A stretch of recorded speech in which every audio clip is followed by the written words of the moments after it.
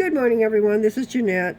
Some of you may remember that I posted in the groups on how you attach your armbands to like the tank tops, camisoles, dresses that are a combo of strap and armhole band, because I've been trying to find a different way of doing it.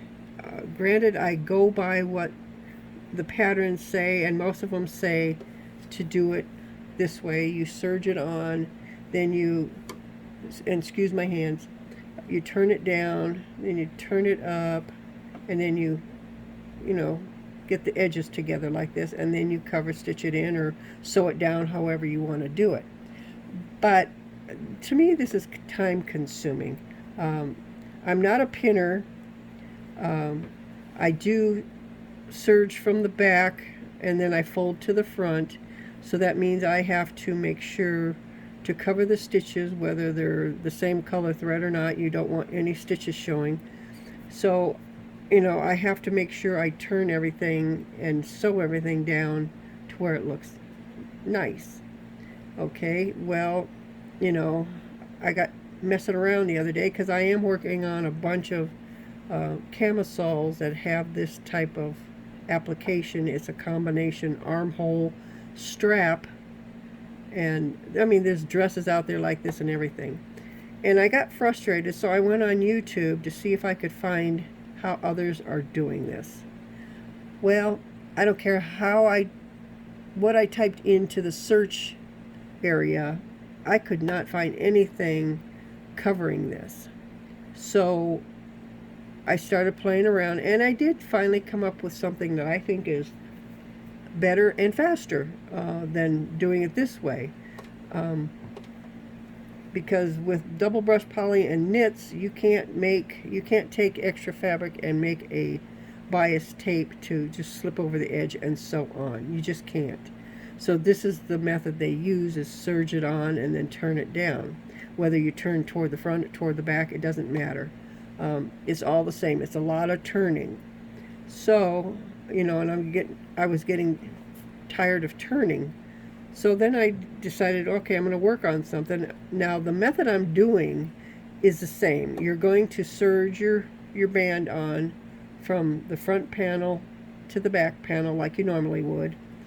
This area up in here is your shoulder area up here.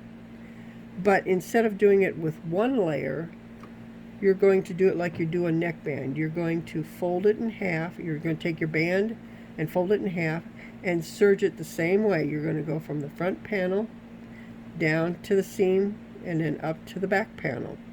And then this area up here is your shoulder area. Now I chose not to serge that area because to me that's just extra wasted thread. Because once we cover stitch it, you're not going to see the raw edges anyway. So when you get to this point, what you're going to do is you're going to take it and you're going to see that your serge edge wants to turn up, which is good. That's what you want it to do. But you're only going to take it halfway up, like this. And then when you cover stitch, you're going to cover stitch this raw edge. You're going to cover stitch the edge here, and it's going to cover everything.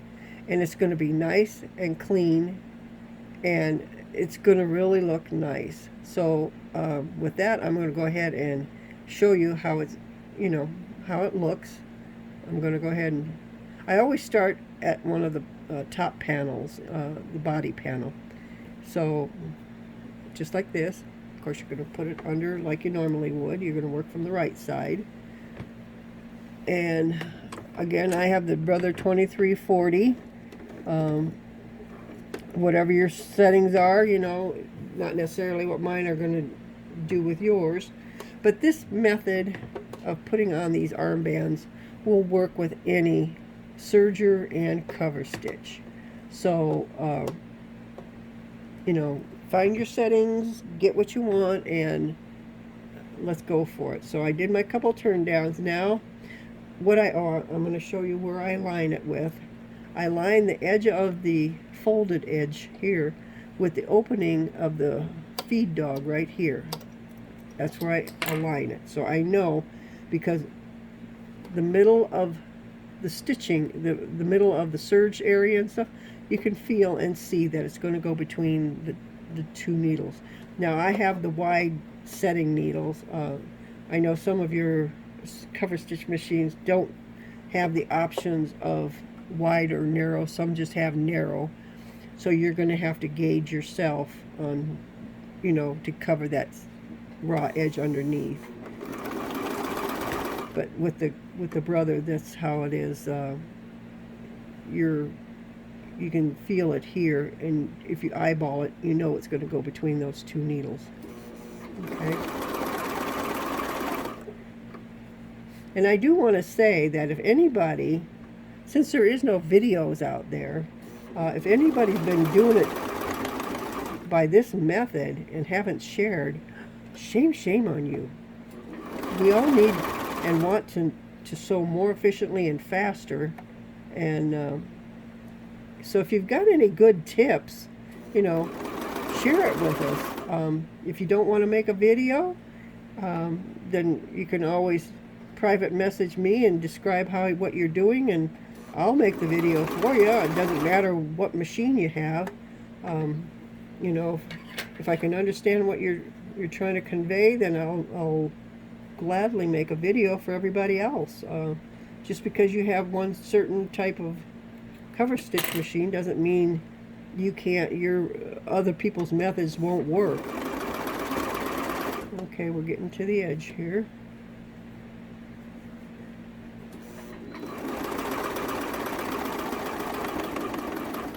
Okay.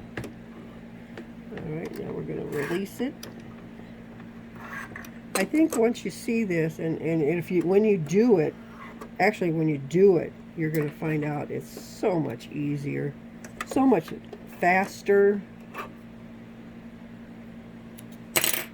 And there you go. There's not a lot of turn, and there you go. There's the raw edges right in there, and it's all covered. So there you go. That's my new fast method. And the strap looks nice. It's not uneven or anything. So again, if you guys, any of you have something that you think would help other people, please, if you don't know how to make a video and you want somebody to do it, let me know. Private message me. I'll make you one, as long as we can, you know, as long as I understand what you want, because I'm sure your method will help somebody else, and a lot of them, you know, a lot of people. So with that, I hope everybody is staying safe, and happy sewing.